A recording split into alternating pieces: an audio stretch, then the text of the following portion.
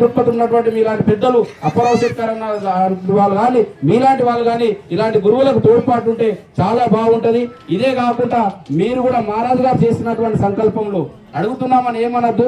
అయితే ఆకలి అయితే అడిగితే కూడా అన్నం పెట్టదనే శాస్త్రం ఉంది తల్లి. కాబట్టి మేము కూడా ఒక గురువుకు శిష్యులుగా ఈ యొక్క సాంప్రదాయాలు కట్టుబడి ఉన్న వ్యక్తులు కూడా మేమంటాం మీ యొక్క ఆశీర్వచనాలు సూచన సలహాలు అన్ని విధాలుగా ఉండాలని గుర్రమ్మచంద్రన్న గారు కూడా ఇక్కడికి వచ్చినందుకు కూడా ధన్యవాదాలు తెలియజేస్తున్నాం.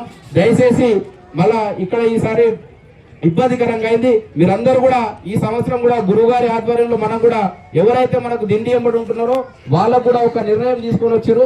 వాళ్ళు కూడా 20 నుంచి 25 మంది ఎవరో వాలంటీర్స్ కూడా ప్రారంభం చేద్దాం, వాళ్ళు ఈ సంవత్సరం నుంచి కూడా వస్తామని అన్నారు.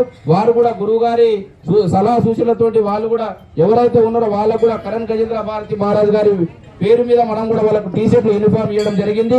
మనం పోయే దిండి దయచేసి మేము కూడా అక్కడ వస్తున్నాం కాబట్టి గురువారి సూచనల మేరకు గురువారు సూచించినటువంటి పద్ధతుల మేరకే మనం అందరం కూడా నడుచుకోవాలి.